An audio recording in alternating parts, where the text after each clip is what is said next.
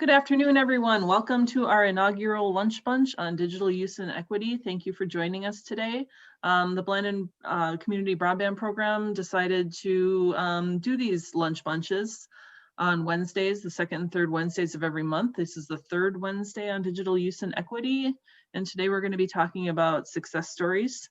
We decided to be doing these because people seem to really enjoy just the opportunity to get on these calls and talk to each other and make connections. And we're really glad that you're here today. Looks like we have a really good group. This is a nice group size. So thanks for joining us. I'm going to turn it right over to Anne. She's going to be facilitating these sessions, and Tracy, one of our consultants. So take it away.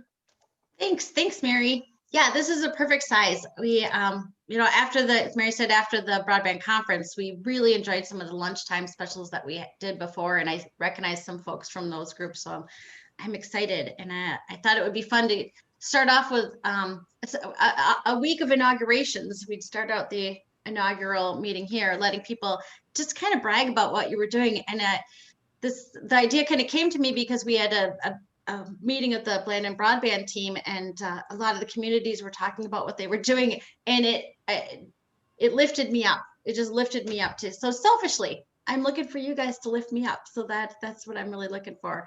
And we're happy to share the stories, not share the stories, but just kind of recording it. And who knows, maybe you'll find yourself in the Star Tribune tomorrow. You never know. So that's, and I think what we'll do is just start by asking people to introduce themselves, let us know where you're from, and let us know if you have a story, because I want to make sure that everybody gets a chance to at least say who they are, where they're with, and all of that. And then we'll kind of go back and people can we'll just kind of have a conversation. So I think, and we're done at 1. We might, a little bit before 1, I do have a survey at the end you can look forward to taking, just asking folks interest on future topics.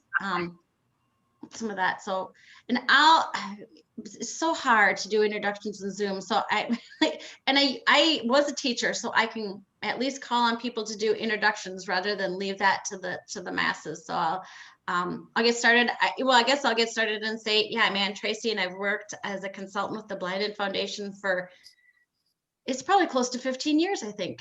So I write the Buckland on Broadband blog. And when it comes to digital inclusion, I was a librarian. I did a lot of digital inclusion then. I've taught a lot of classes, everything from teaching people how to build websites to something I affectionately have called Stump the Chump, where people come in and say, I forgot my password.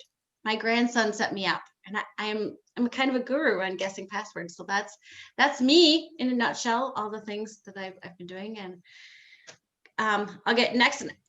I know we each see something a little differently, but I'm just going to go in the order that I see people presented here. So I don't know if that's going to help you prep or not, but Mr. David Asp, if I could ask you to introduce yourself, say where you're from.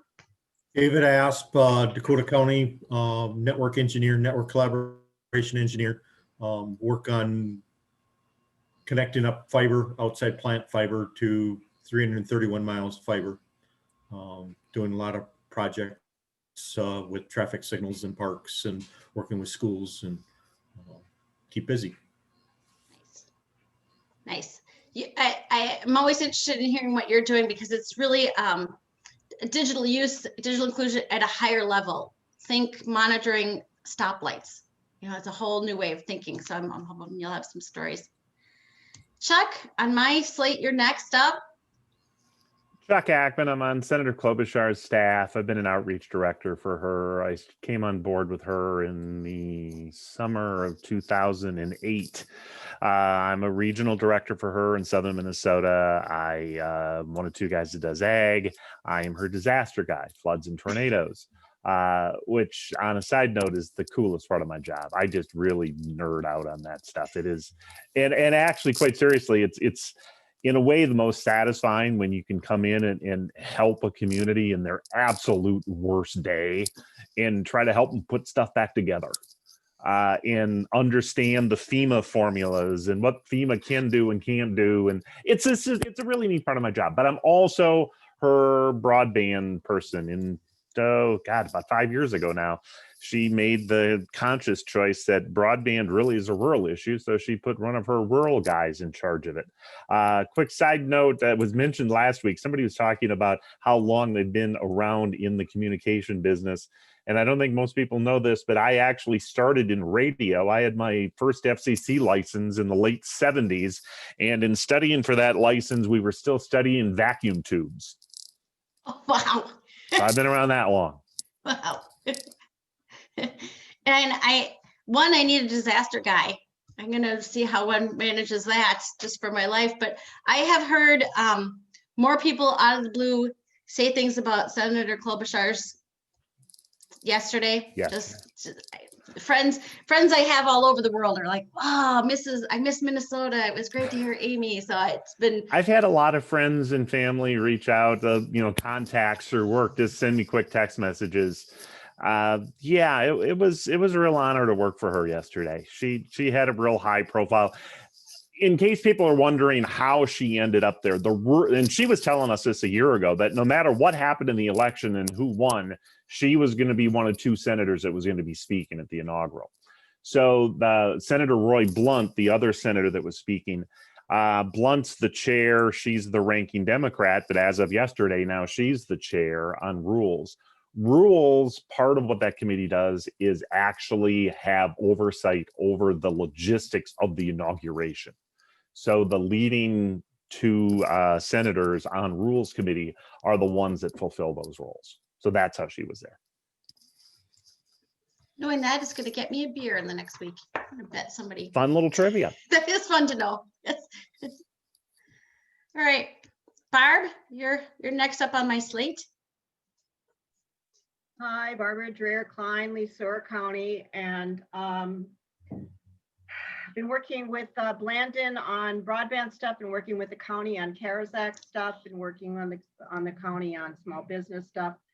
But it reminded me, Chuck, of I have a funny story. I lived in California for 12 years, and our canyons disaster plan was that we have a portable ham radio with a generator, because we lived in a canyon and it wouldn't have been accessible. So almost 10 years ago, I'm about up to where I have to renew my ham radio license. But almost 10 years ago, I spent a day at the Google headquarters getting my ham radio license. Wow. And I also wanted to share that with the small business stuff. Oh my gosh, our small businesses talk about, and I helped someone know what a hashtag was to do his small business application yesterday. I mean, the hash on the computer, had never done anything on a computer before. So helping them and coaching them to do an online application is just stunning. The need for small businesses to know more about technology is enormous. I can remember doing training on how to use email. I worked for an ISP in 1995 when I was 4. And so you just knew shift two, that's the @ sign. You know, it's amazing. But if you don't learn it, you don't know it. That's Bernadine, you're next. Hi, everybody. Bernadine Jocelyn. I'm here in Grand Rapids, Minnesota, where I live and work at Blandon Foundation. Really warmed heart to see you all here today. Thanks for joining us. I really believe in the generative power of conversation. I think of a conversation as the crucible of action, and that every good thing that we've done together as humans started with conversation. And I really believe that iterative conversations over time can help us get to solutions. So I'm really appreciative to Anne for showing the leadership to step up and lead these sessions. And I'm just leaning in to listen. Thank you. Edward, you're the next. Good afternoon, everyone. My name is Ed Hilbrick, and I'm the Manufactured Housing Community Project Coordinator here in Minnesota with Libraries Without Borders. And I'm new to the position starting in October, and a big part of my focus at the moment is communities down in Worthington and Madelia.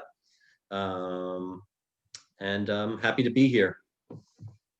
Nice, nice. I think Bernadine and I were at some of the early meetings in one of the manufactured home communities by crooners. It's terrible that I can't think of what area that is, but I can name the bar. But Yeah, Park Plaza Cooperative, which is in Fridley. That was our Fridley. first pilot. Yes. Nice. Look forward to hearing more. Ben? Hello, everyone. Ben Wallace with Minify Energy. I'm a co-founder and building solutions consultant based out of St. Paul area, Mendota Heights. I also work in smart building technology and smart city initiatives. I am on the steering committee for Building Intelligence Group, Twin Cities, which is now incorporating and promoting smart building technology, integration, interoperability, and actually multiple chapters across the US. Also a founding member of Smart North, which is a smart cities organization focused on Minnesota, formed in the last couple of years, and just recently reached out to Bernadine, and we talking with Anne, but looking at how we can align, highlight activities from Blandin Foundation and smaller and mid-sized cities outside of the Twin Cities area, trying to identify projects and solutions to highlight for smart technologies, connectivity, and so forth. So this is my first time participating in the Lunch Bunch. Thanks for having me. I'll pull back and happy to participate. Thanks. Great. Well, it's fun to hear. Fun to hear that there's a building intelligence group. That's awesome. Hannah, my librarian friend, my co-librarian friend. Right. Yep. My name is Hannah Buckland. I work at State Library Services at the Department of Education. My job title is State Library Program Specialist, but I really just have kind of the junk drawer job of state library. So half of it is bureaucracy. So I administer 3 of our state aid programs for 356 public libraries and our state grant program for public library construction. I'm also the E-rate coordinator for public libraries in Minnesota. And then the other half of my job is fun things related to civic engagement, workforce development, and digital inclusion. Before starting at State Library Services, I was the library director at Leech Lake Tribal College for 4.5 years, and did some work with the Blandin Foundation when I was there. So it's good to be here. Thanks. Nice. You are a former task force state broadband task force member. Did I get all those words right? Yes, yes. I think you checked. I type it often enough. I should. Boxes. Yeah. Yep. I didn't know you were doing the E-rate stuff. You deserve some fun stuff if you're doing the E-rate. Thank you. I know. Yeah, it took me 45 minutes to get my USAC account, or not my USAC, my Epic account set up when I first started the position. And USAC set me up as the national manager for all of the tribal schools instead of the state manager for public libraries.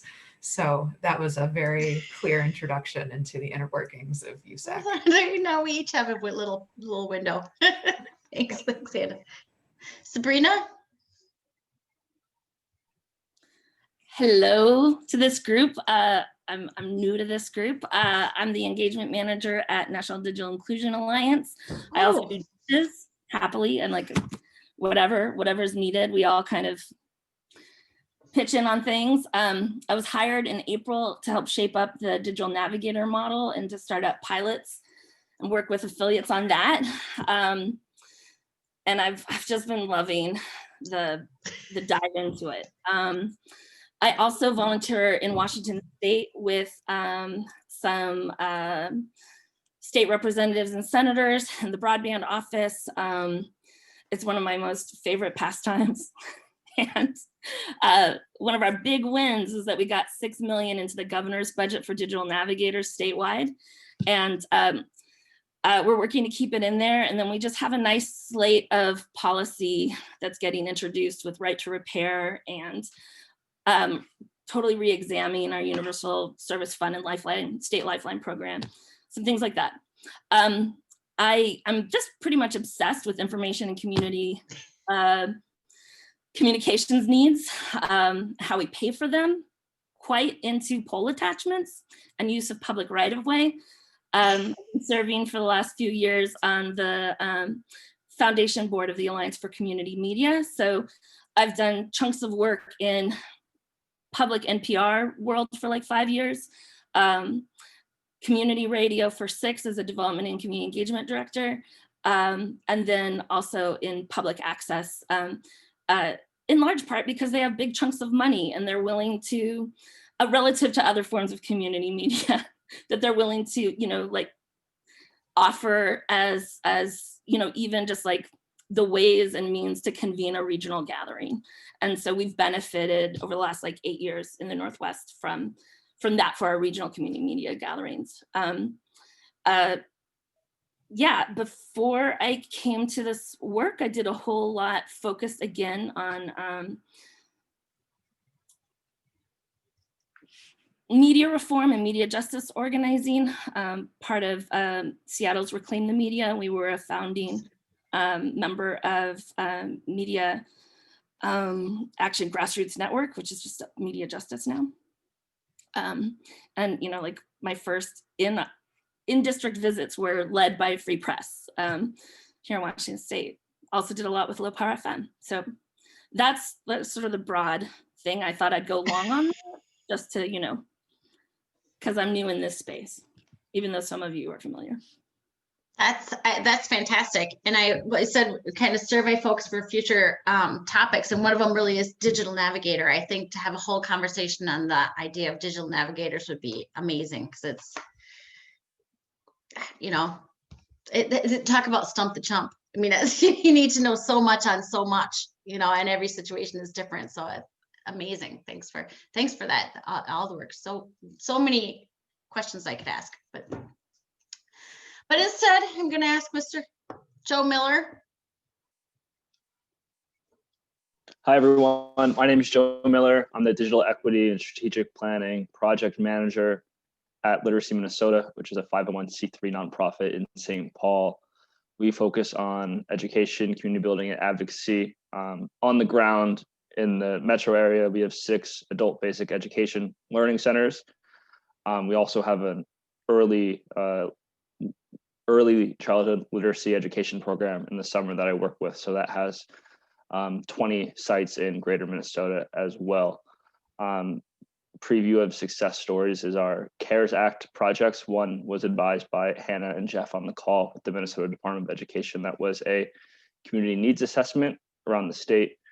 And the other 2 were with Ramsey and Hennepin counties on navigation, digital navigation, that is devices, internet connectivity. We also host the North Star Digital Literacy Service. Happy to be in conversation with you all. Thanks. Nice. Like, I can't wait to hear more about that. So that'll be fantastic. The nice thing, I'm always looking for the COVID silver linings, is that we wouldn't all be in the same room. So many of us in St. Paul and so many of us in different areas. Yeah, so yay. Jeff. Hi, everybody. I'm Jeff Plummer, and I'm the Online and Digital Learning Specialist at the Minnesota Department of Education, where I get the privilege of working with Hannah and a few other folks on our team with digital inclusion efforts. My perspective on this work is that I support all of the online high schools, all of the online schools. There are K-12 schools in Minnesota that are run by local education associations. And as you might imagine, post-pandemic, there is a lot of interest in doing more of that. And so that's kind of my main lane in this work. But as I think about digital inclusion, I really think about how it impacts students, obviously during the pandemic when they're forced into distance learning or hybrid settings. But this isn't something that just appeared during the pandemic. There were a lot of disparities in how students could access their information and complete their homework assignments and things like that, even before COVID-19 arrived. And so I'm just really feeling very fortunate to be part of this lunch bunch. I'm new here, and meeting so many really smart people working in this space has just been a pleasure. And Super excited to be here to provide kind of the perspective of an educator and a person who, thinks about online learning opportunities. That's great. That's great. Well, and folks, this is the first lunch bunch for the digital use and equity. So we're all new, and I see that we're growing in numbers very quickly. So I'm going to keep my comments brief so that we can get everybody in with a quick introduction before we do the serious bragging. So it's Laura, you're up next. Hi, I'm Laura Kingus with ARVIG. I've done 7 or 8 broadband type grants or other grants for communities. And so I really just kind of wanted to plug in back into the ARVIG really never did a lot of residential in the metro area. And so they've kind of tasked me with plugging back into the Blandin Foundation and the group to see if there's anything I can do to help out certain neighborhoods or communities in bringing better broadband to your area. So I'm just here to listen and help. Awesome. That's great. That's great. Laura, thank you. Marianne? Hello, I'm Marianne Duran. I'm the coordinator for Impact Austin in Austin, Minnesota. We are a community initiative that's working on bringing people and resources together so that we can grow our community and invest in Austin more. We have an interest in community-wide broadband and really county-wide broadband. It's something that our community has had a few efforts or attempts in doing over the last 10 years, but just hasn't been successful. However, kind of similar to Jeff, the pandemic has brought a renewed interest because of disparities with students who are working or students who are doing distance learning or hybrid models or people who are now working from home. And we have a really diverse community here in Austin and a lot of low-income families who don't have access to Wi-Fi or internet at home. And so we have a lot of people now at the table here locally with this renewed interest and really a desire to see what we can do for our community. So here to learn from all of you and see what is working for you. Awesome. I used to spend a week every summer in Austin. And then more recently, I went to go see Charlie Parr and I was amazed at the diversity of the community. Looks a little different than it did when I was 10. Right. It's amazing.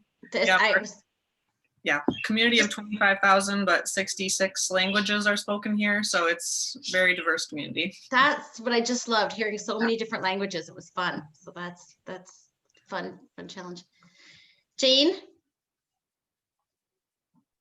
Hi, everybody. I'm Jane Leonard. I am currently president of Growth and Justice, which is a small nonprofit based in St. Paul, but we cover the whole state, working on equity and social justice issues. And I go way back in the digital equity broadband world with Ann and everybody. In fact, I was remembering, Ann, you gave these lunch bunch things when we were working at MRNet. Oh, yeah, that's right. That's right. Technical assistance way back in the 1990s. Yeah, so I've been in and out of state government. My most recent foray, some of you probably know me. Hi, Laura, good to see you. As the grant coordinator for the Office of Broadband Development in the first 3 years of the office, when we gave out the $85 million in 3 years, which was pretty amazing. But I go way back to STARS. Who remembers STARS? I think Ann might remember STARS. And Bernadine, in 1990-91, statewide telecommunications access routing system, which I consider now the first attempts to get equity, digital equity out there for things like voicemail and long distance services. And then we worked our way up to the Access Minnesota project that Ann and I worked on some with Extension and MRNet to get the first internet connections, one 56 kilobit line to every county seat. Yeah, and that was pretty cool. Then, all the way through till today, and still digital equity, we're still doing it. People said back when they got dial-up that, okay, we're done. We don't have to invest in this anymore. And I will just say from now 30 years of experience in this space, the questions are always going to be there of who has access, who doesn't, and why, and what are we doing with it to improve our lives. So currently I'm on the Rural Broadband Coalition team to try to continue to advocate for grants and use for all sorts of things, government, healthcare, economic development, education, and what else? I just wanted to quick mention my latest little inquiry from somebody came from the east side of St. Paul, who they're worried about digital access there. And I totally get that. I've here in the northwest corner of St. Paul, we are not very well covered for even cell phone service. So, and then really quickly, I have a farm up in Mille Lacs County, so I kind of get the worst and best of both worlds of the companies that provide great service and companies that don't, and they shall remain nameless right now. But anyway. We won't ask you to name them. Yeah. Fun walk down memory lane. Shannon? Shannon and Red Wing? Good afternoon, everyone. Sorry I was late, Anne. Anyway, it's great to be here. I'm Shannon. I'm the Operations and Program Manager here, part of the Red Wing Ignite team, and Landon is an important partner in the work that we do supporting entrepreneurs. We've been fortunate to have some broadband grants, and I'm a community leadership program graduate. So I just thought this was a great opportunity to connect with a really interesting, diverse group of people and hear the conversation continuing around equity, which is certainly a challenge for all of us. So good to be here. Thank you. Great. Michelle? Hi, everyone. I apologize. I have a coworker who is anxious for me to open the door for him to the outdoors. It's cold. He's being good. I apologize. Michelle Moratsky with Mid-Minnesota Development Commission. I am based out of Wilmer. The MMDC covers Meeker, McLeod, Candy, Ojai, and Renville counties. And just hearing everyone speak, I'm like, oh, I should mention that. I have to mention that. So I'll try to be brief. With the MMDC, I am working on our comprehensive economic development strategy. And that's renewed every 5 years and helps with projects like broadband, and which is included in our one from 5 years ago. So my experience with broadband started in the mid-90s, and it was with Federated Telephone's deployment of fiber in Alberta, Minnesota. When I came home and I went, why is there a trench in the backyard? And someone said, hey, we're getting cable TV. And we all got very excited. So I personally have not had anything less than fiber internet since the year 2000, at least. I also had the privilege of working for Federated Telephone when they partnered with AgriLight Electric for the Hometown Solutions company, which is now Federated out of Morris. So I was there within their first couple of years, and we were still knocking on doors and building community buy-in and things like that, getting signatures, even though they didn't have to. We still knocked on every single person's door and got signatures to have it put in. I also just wanted to mention, I am on the Candy Ojai County Broadband Committee. So Bernadine, I think I have connected with you through that. We were at the the Capitol event last February. I think we were the last event to happen in the Capitol. And then also Chuck, I recently had a conversation with Bree Mackey, who is out of Senator Smith's office. It started with childcare, but we hit broadband too. So it's great to make another connection. I do have a picture of me and Senator Klobuchar before she was a senator. I just have to find the right old cell phone to and a charger for it to get that off someday. So that is about me. And if my screen goes off, it's because someone needs to go OUT.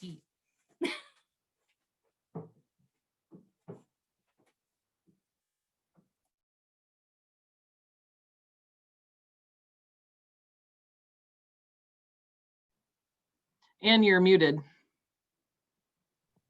Yeah, that's because I had to cough. Beth, here I am thinking that you're slow on the go, Beth. I'm sorry, it's me. Well, I could say I'm slow on the go anyway. I'm Beth George. I'm the Executive Director of Itasca Community Television, and I guess soon to be a rural representative on MACTA, the Minnesota Association of Community Telecommunications Administrators. Don't know how that happened, but I gotta get glammed up for a portrait this afternoon. So I'll be doing that. I can relate to some of the background that I've heard so far. I do have an FCC license from the 80s.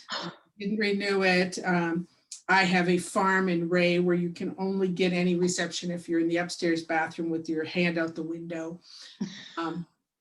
So I've been around, and I first got introduced to broadband and internet through the University of Wisconsin system when I worked there. And we used things like WisNet and GopherNet to communicate. So I've been around a long time. Currently at the television station, we are implementing our new strategic plan, which includes bringing in different elements of community to our services. And I literally just jumped off a meeting with our staff of defining services to bring to our board. But we're bringing in things like a happenings calendar that not just includes, we're aggregating material from all of the county to our calendar so that the 3 parts of the county have their own ownership of happenings. And we've just got over the pandemic year actually turned out to be our most diverse year of offerings because we were able to reach out to people digitally. And some of our biggest programming had to do with a drum circle out of Deer River. And I just wrote my year-end report for the Blandin Foundation. I'm like, I've never had so many very clear examples of diversity as I've had in the last year. So it was really fun to see that. So that's where I'm at. I don't know what they're going to ask me to do with MACTA. They just said I'm rural, so I fit into something, but they did say they wanted to be able to bring, it's been so metro-centric for such a long time that they wanted to have applications for rural. And I admitted to them that I usually go to the meetings for the swag and the vendors. So maybe I can have an impact. We'll see. So I think you're an awesome addition to it. I think it'll be fun to watch. I'll be looking for changes. Yeah, I warned them I'm an ornery old cuss. So we'll see what they say. That's what they need. That's what they need. All right, Roger.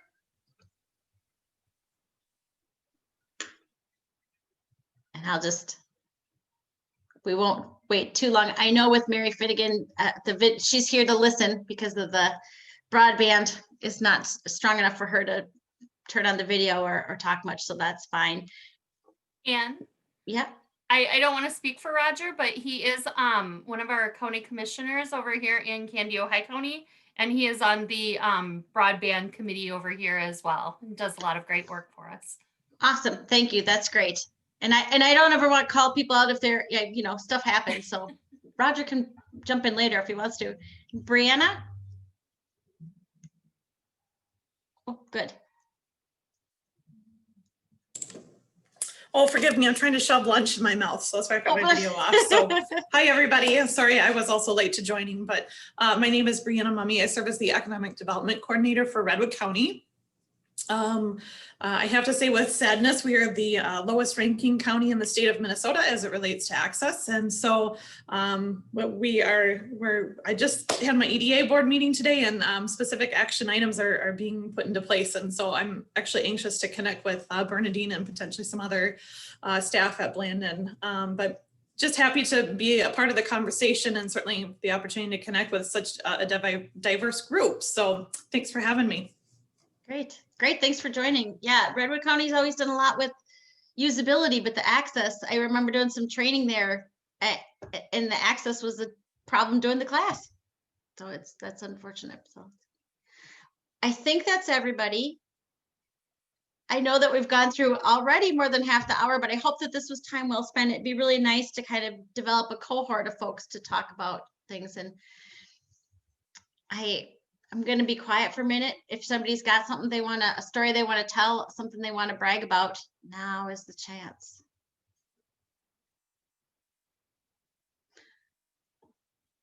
Or if someone had a question they wanted to ask somebody based on their intro. Well, I'll just say quickly, Barbara from Leesore County, that we're figuring out how to support vaccinations. And we are, with our CARES Act grant, we wired up our fairgrounds and looking at buses, places where we have internet access. We were very smart, thanks to Carl Mank from our TCU school. We put cradle points on all our emergency vehicles and gave them Chromebooks so that they can have internet access everywhere. And we're waiting for vaccinations, obviously, but we got our communications much better because we improved our website. But that's our focus now, is trying to figure out how we can support vaccinations and getting the information out.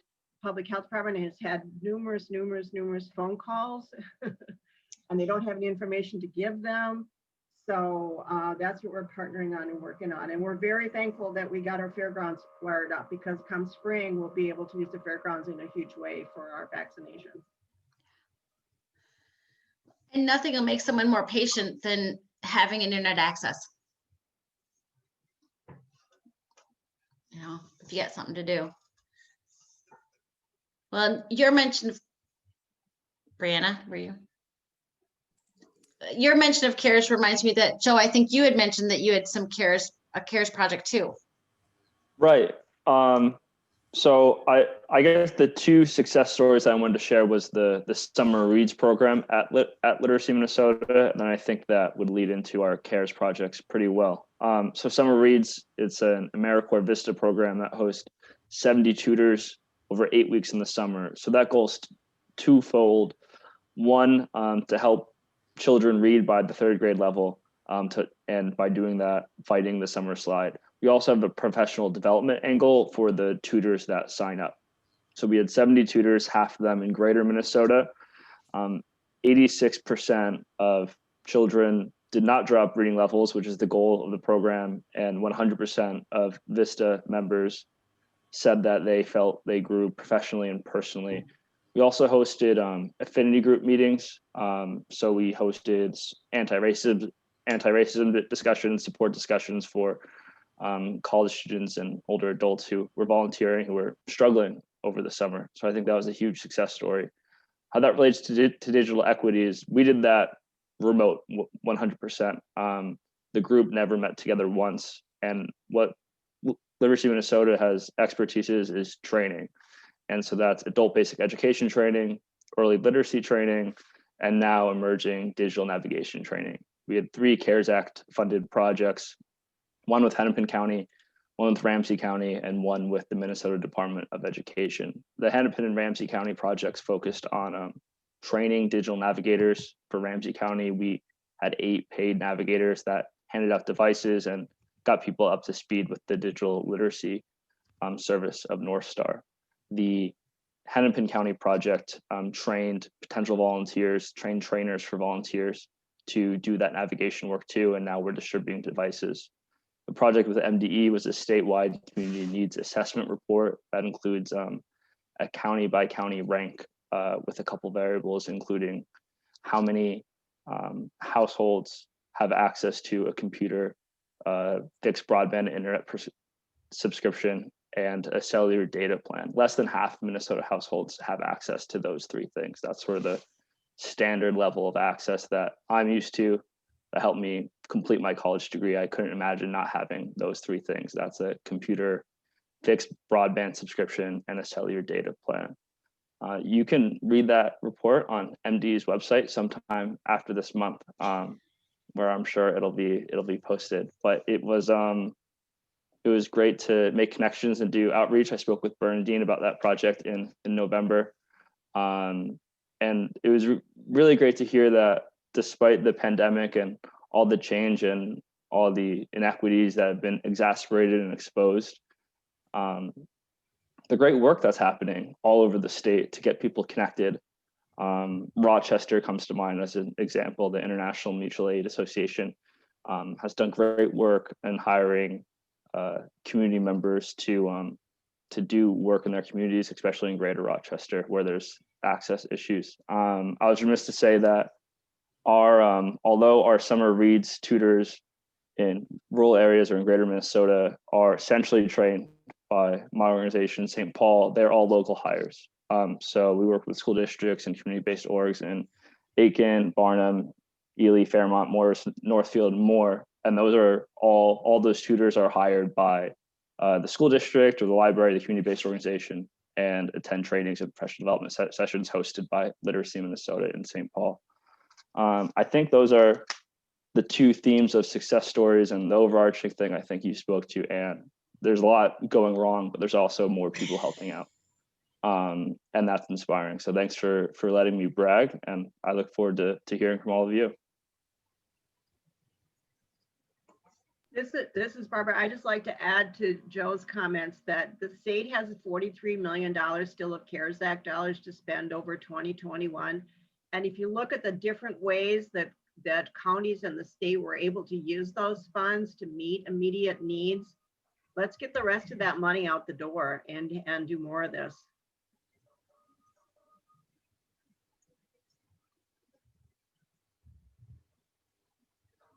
David.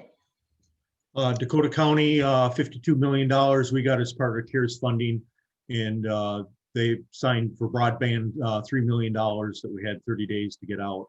We worked with our library systems, and I think it was close to 750 Chromebooks with hotspots that we got from T-Mobile that we did so it could be checked out for people, that had library card. And then we worked with Charter Communications. We got a $1 million deed grant, and we expanded that to reach 300 homes with fiber optics. We work with Hiawatha Broadband for 800 homes, 835 homes. I think I've got to go in a few minutes and finish doing some more connections, cross connects that they're doing gigabit fiber to these homes in Hastings area. And then we work with some point-to-point wireless carriers, working with Scott County down in New Market, and did wireless connections, Southeast Wireless, numerous companies that we worked with for $3 million to 30 days that we had with our CARES funding. Prior to that, we worked with Hiawatha Broadband, 29 Dakota Electric substations. One of them is Prairie Island Nuclear Power Plant, which is by Prairie Island Indian Reservation. And we worked with Hiawatha to put fiber there. And then they expanded with a federal grant and did every home in the Indian Reservation, Prairie Island Indian Reservation, every business, the casino connecting up. So we've been expanding using our smart grid, trying to work with the school districts as they tell us which neighborhoods and which areas do not have coverage, and try to work with providers to reach homes that have, students that don't have connections, and what alternatives and what vendors are available, and try to provide access to them through whatever functions that we can with building out. We've got close to 300 some traffic signals that we're trying to connect up now, doing the smart grid, and then working with the cities with wells, towers to do water. And as we do that, we try to reach out to the vendors to share where we've got extra conduit and extra fiber so that they can expand in these neighborhoods, especially working areas. I know I was just passed on Tuesday with the county board, working with Sourcewell, formerly Ties, and we built fiber a few years ago up in northern part of Dakota County, West St. Paul, South St. Paul, Grove Heights, and did fiber to all the schools and libraries and different public institutions. And we've got coming up our next board meeting. We've got, I was just reviewing this morning, we're working with an agreement with RVEG to them to use 36 of the strands so that they can finish connecting up more of the sites up there with schools and cities and libraries and stuff in the northern part of the county. That type of what you're looking for how we're including and trying to work with schools in the area and the different areas to expand access. We don't want to be a service provider, but we want to work with service providers to expand and use the 331 miles of fiber we put in the ground already to make connections. You are the king in many ways of making connections. Yeah. And we use, just wanted to bring it up to the group, we use a U.S. Communities federal program to buy in the materials. So we save 15% of the markup that construction companies do, get a 25% discount because we buy bulk. 2015, we bought $3 million worth of materials, the fiber, the conduit, the vaults, the parts and the pieces, and then hired separate the construction company and had 31 semis show up at our main transportation building one day with all this materials. And then we've put that in the ground and expanding, trying to reach all these sites, bike trails and, yeah, parks and wells and pumping stations and pools and fire stations. And it's amazing. It's amazing. I see that Brianna asked about the Land O'Lakes American Connection Project. And I feel like Bernadine might know a little bit about that. Thanks for asking, and thanks for bringing that up, Brianna. I'm interested to hear what other people know. I have just my little, about the thing about the elephant and what you see. So my sense of what Land O'Lakes is doing is, we all know, we've seen Beth Ford cares a lot about broadband because they care a lot about rural America. And, they are a cooperative, they're mission driven, they're about a prosperous rural America is good for their members, it's good for Land O'Lakes. And they, are aspiring to have a role in ensuring that the resources that we need in rural get to rural. And, just like all of us, right, they've come up the trailhead to broadband access is a critical issue. So this effort, my view of it, and it's just my view, and I'm really would be interested to have what others hear, is that they kind of wanted to make a play at the federal level with congressional legislation and have an influence on how federal resources are invested in rural broadband. And to do that, they've stood up a pretty top heavy and like big deal coalition with governors and legislators. So very top down, ideas about policy. And I know that their team has, been on the phone. They had these calls, they'd have, all the, and they signed a letter with all the signatures on it and submitted it to the folks at the FCC and congressional delegations requesting, federal investment in rural broadband. And so they're not really playing in the Minnesota, in our pond here very much. I'm involved in the Partnership for Connected MN, Jeff is as well, which is a state level attempt partnership thing. And we've tried to get Land O'Lakes to come to the table with us here in Minnesota at this effort. And they're just not there. They're like, this is our play, that's our thing. We're, and it's very branded around Land O'Lakes. So I think it's really connected a lot to their corporate, or their cooperative, not a corporation, their cooperative marketing. So that's what I know. I'd love to hear if other people have other perspectives.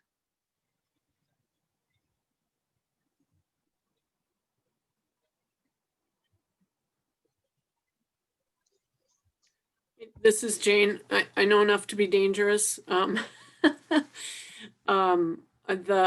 So I also sit on another board of advisors for the Lead for Minnesota, the Hometown Fellows. Some of you are maybe familiar with them in your own communities.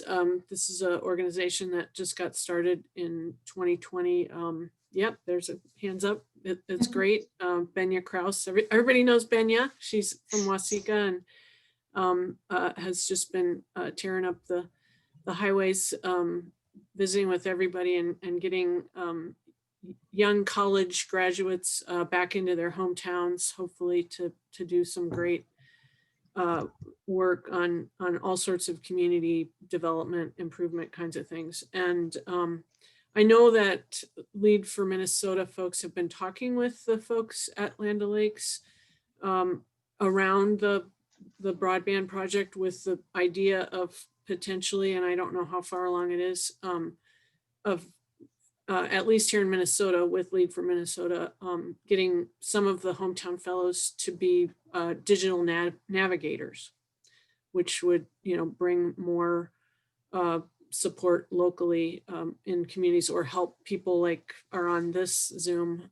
who are doing work in their communities with more actual human help, coordination, whatever it might take. So that's what I know about one of their interests here in Minnesota. But I'm kind of like Bernadine. I sort of see it as a national play, and I listened to Beth Ford, and I met with her briefly at the Regional Economic Conditions Conference when we could do that last March, I think, was before everybody shut down. And they seem really sincere about wanting to, make these investments because it's their bread and butter, haha. Because they can't do their work without the connectivity. And they need it, just about everywhere with the co-ops where they are and the business operations where they are. So.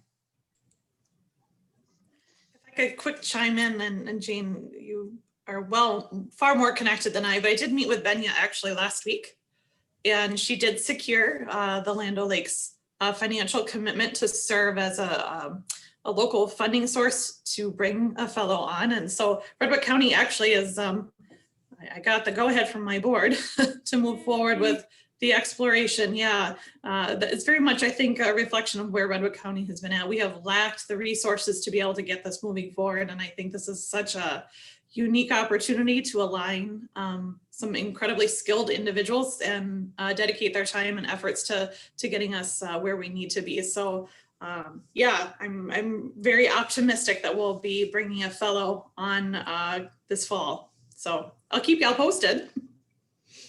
Nice.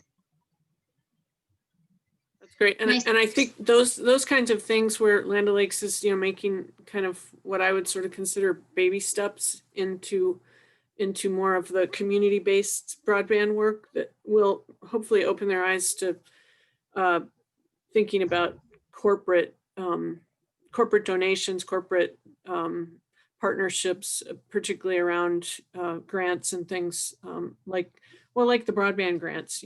There's nothing against any business partnering with those grants. It doesn't have to be a telecom provider, or it can be in partnership with a telecom provider.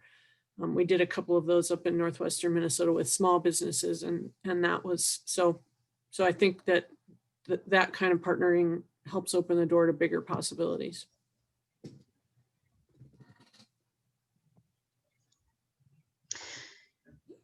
We're coming to get up against the 1 o'clock, but I see that Sabrina, you had a question about if anybody had any, and I don't, in the chat area, really about the affordable, accessible internet for all. Well, I should let Sabrina, if you want to. Because there was a prominent pull quote from Klobuchar, I was wondering if some folks on this call had worked on that, but we can talk about it another time. Chuck, is it familiar to you? Seems like an obvious question. It's familiar. I've seen the quote. She's obviously been very involved and out front on especially on rural broadband, really for a long time. Beyond that, did I work on the logistics on the on this latest package? And I was frustrated when I saw your thing come up in chat. I have more information, but to do that, I got to close down this and go into my desktop and pull up documents. And so I just don't have it off, top of brain. But yeah, as in often the case with these big omnibus bills at the end of the year, Congress dedicates a chunk of money to an agency, go fix a problem. And it's up to the agency to figure out the logistics of how they're going to fix said problem. So we're spending a lot of time here in January, interestingly enough, on the FEMA side of it, to go full circle and where I started. I've been chasing down some stuff where there was actually some COVID-related funding to go to FEMA to help do some stuff. And we've been trying to chase down, okay, what are you doing? How is this going to work? And FEMA's like, yeah, we got to figure out the program. You've given us a budget. Now we need to figure out the program. So that's what a lot of is going on right now. That's my short answer to fill 90 seconds. There would be more, but I'd have to close out this entire thing and look for more documents. Please don't. Well, thanks even for the short answer. That's awesome. We are nearly running out of time. We had a couple of survey questions. I'm going to look to my Zoom guru. So there you go. There they two are. right here. The first is if folks are okay with recording and posting these sessions. I like to do it because then if you miss a session, you can catch it later. If somebody was talking about something that you want, I am a librarian and I like to make the information out there, but we'd like to know how you guys feel about that. And then some topics for future sessions. If there's something, I don't have Smart City on here, but write in the chat if you have some ideas of some other things that you might want to. And if you give us your feedback, that would be awesome. While you're doing that, I know that I saw Becky Laurie sneak in and I wanted to say hello, welcome.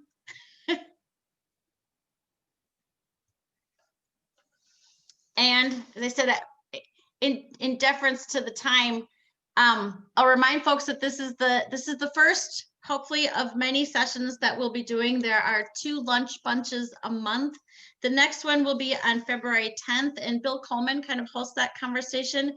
And his ideas, they'll be talking with legislators about broadband, but it's really about how to talk to legislators, how to get a hold of them, how to reach them.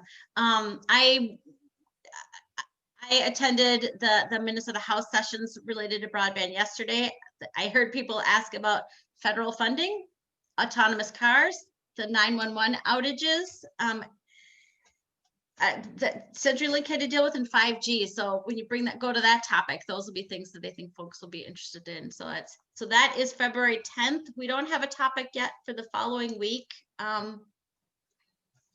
Yeah, so take the survey. Thank you all. I think we probably I hope it was time well spent to get introductions from everybody. We started off on a slow pace, and then before we finished, the crowd had doubled. So that took a little more time than I thought it was gonna, but I really enjoyed getting to know more about people and even having some nice walks down memory lane with folks like Jane about stuff that we had done before. It's funny how many paths, apparently disparate paths, a lot of us have with the FCC license, and how much of it many of us have been involved in radio. So I'll leave it up if anybody. Oh, I was just going to say, we'll announce the topic for the next Digital Use and Equity Lunch Bunch on our blog, BlandonOnBroadband.com, and in our e-newsletter, a monthly e-newsletter. If you need help getting signed up for that, it comes out the first Tuesday of the month. Drop me an email. Yes. Thanks for remembering the blog there, Mary. I don't know why I would remember it. If anybody has any last words. Everybody knows about the blog. Yeah. Speak them. We'll at least finish recording soon. And if people have anything that they want to stay on for, that's great. But I also like to pay attention to time. And the former teacher in me, you're excused if you have somewhere to go. If you want to stay by and chat, that's awesome too. So thank you, folks.